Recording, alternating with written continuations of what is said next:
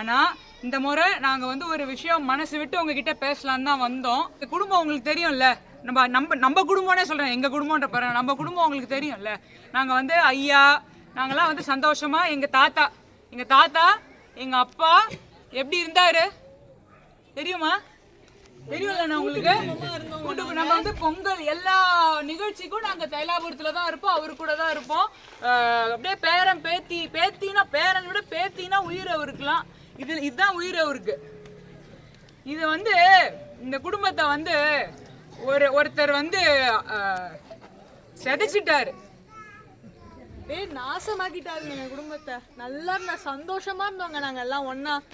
ஒரு பொங்கலும் கூடி இருந்து ஒரு மாசமும் எங்க தாத்தாவை பார்த்து எங்க தாத்தாவை நாங்க நேர்ல பார்த்து ஒரு 6 மாசம் மேல இருக்கும். பார்க்க மாட்டேன்ட்டாரு. அது காரணம் ஒரே ஒரு ஆளு தான். இங்க ஒருத்தர் நிக்கிறாருல, அவரோட அப்பா நல்லா திட்டம் போட்டு பிரிச்சுட்டாங்க எங்க குடும்பத்தை. அவருக்கு வந்து அவர் புள்ள நல்லா இருக்கணும், ஆனா மத்த குடும்பம் நாசமா போகணும்னு சொல்லிட்டு இங்க வந்து எங்க குடும்பத்தை இப்படி பண்ணி, இன்னைக்கு எனக்கு குழந்தை பிறந்த 5 மாசம் ஆகுதுக்கா. எங்க தாத்தா அந்த குழந்தை முகத்தை கூட பார்க்க விடல அவரு.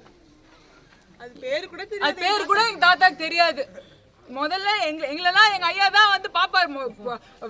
பிறக்கிறதுக்கு முன்னாடி ஆஸ்பத்திரியில இருப்பாரு. அவர் முதல் குழந்தை பிறந்தப்பெல்லாம் வெளில நின்றுட்டு இருந்தாரு. டாக்டர் கிட்ட பேசிட்டே மாசம் போன் பண்ணுவாரு, எப்படி இருக்க நீ இந்த முறை. அவர்கிட்ட போய் நான் செய்தி சொன்னதோட சரி. அதுக்கப்புறம் நான் அவரை பார்க்கல, அவரே எனக்கு போன் பண்ண விடல அவரை. அதுதான் உண்மை. அவர் அப்படியே ஒரு இது மாதிரி அங்க வச்சுக்கிட்டு, நேற்று கூட பாத்துருப்பீங்களே நீங்க, ஐயா வந்து அங்க போயிட்டு நீங்க வாங்க இங்க வந்து நீங்க பிரச்சாரம் பண்ணுங்கன்னு அவரை கூட்டிட்டு போய், அவர் எப்படி இருந்த மனுஷன், ஒரு 87 வயசு மனுஷன். உங்க அப்பாவுக்கு இந்த மாதிரிலாம் இருந்தா நீங்க என்ன பண்ணுவீங்க? அவர் வந்து சந்தோஷமா இருங்கப்பா, நீங்க வீட்டுல இருங்க, நீங்க அலையாதீங்க வெயில் அப்படின்னா நம்ம சொல்லுவோம். நம்ம எல்லா பெரியவங்களுக்கும் சொல்றாரு. அவர் அப்பானா அவர் அப்படி பண்ணுவாரா?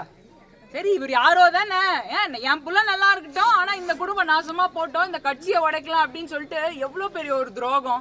மயங்கி விழுற அளவுக்கு போட்டு எல்லா இடத்துக்கும் கூட்டிட்டு போகணும்னு என்னமா அவசியம்? நம்ம ஐயாவை கஷ்டப்படுறதுக்கு என்னமா அவசியம் இருக்கு? ஐயா இல்ல, அந்த ஆம்புலன்ஸ்ல உட்காந்துட்டு எங்களோட சின்ன அத்தை கால் பண்றாரு, எனக்கு பயமா இருக்கு அப்படின்னு ஐயா அழுதுகிட்டே சொல்லியிருக்காரு.